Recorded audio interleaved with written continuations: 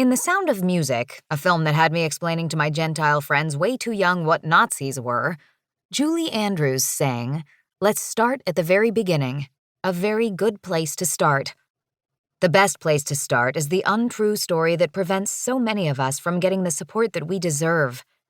Perhaps it is even coming up for you at this moment, making you think this audiobook isn't for you. That untrue story sounds like this. I am not a real survivor because blank.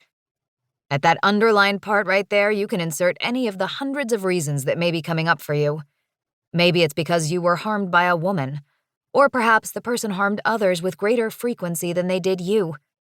Maybe you don't know what to call what you've been through, or you don't remember clearly what happened, or you've never told anyone about it, or perhaps your mind can think of a way of blaming yourself for the abuse. Or maybe it's for the countless other reasons I've come across. Before we go any further, even if you swear to me that for some reason you are not a real survivor, your trauma is very real. Your pain is real. And it matters, no matter what you call it. I promise. I also promise that whatever you fill in the blank with in Mad Libs, trademark, rape culture edition game, you are in the best company. And it's very likely that I've heard your reason many times before. I can emphatically assure you that no matter what comes up for you, this is not your fault. You did not invent your untrue story. We live in a world that implicitly and explicitly tells them. Please, be gentle with yourself. I've been publicly writing about my survivorship for 6 years now, traveled around the country talking about CSA, and supported thousands of survivors in their healing. And yet, when things feel triggering, new, scary, or challenging, this untrue story pops back in. It sounds like a record of a song that gets stuck in my head ad nauseum. Think 90s dance classic Cotton Eye Joe that tells me I am not a real survivor and maybe I'm just crazy and making this all up. Oh, how I would love to shatter that record into 1,000 little shards on the floor. But it isn't that simple. This shit runs deep.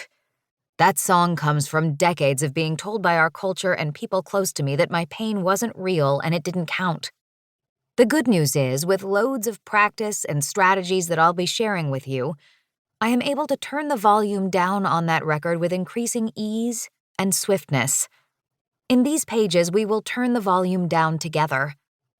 Remember, there is no way to be good or bad at exploring our untrue stories. We are just thinking, reflecting, and practicing together. I'm in this with you, and I didn't feel like a real survivor either.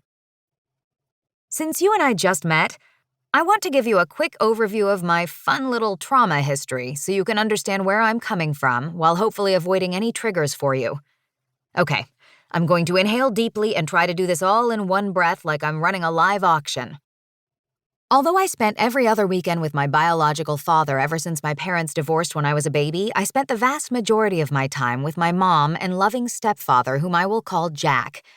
My mom married Jack when I was just 3 years old, and he was a wonderful, supportive man who cared for me as his own child. He and my mother gave us a beautiful home in the suburbs of Washington, D.C., filled with laughter, wisdom, and deep-in-the-bones kind of love. This privileged upbringing they provided has impacted my life and healing in countless ways. Growing up around that kind of love, respect, and admiration fueled my childhood resilience. But when I was 20 years old, all of that changed. In between my sophomore and junior years of college, Jack died of cancer. His death shook every thread of safety and stability I had. In the midst of my grief, the floodgates of my dormant childhood trauma blew wide open.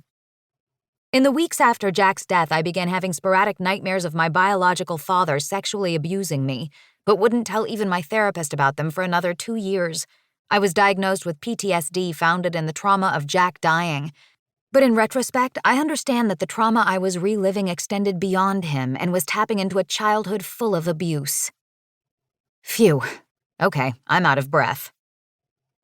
I didn't talk about my trauma because I was sure that people would think I was crazy.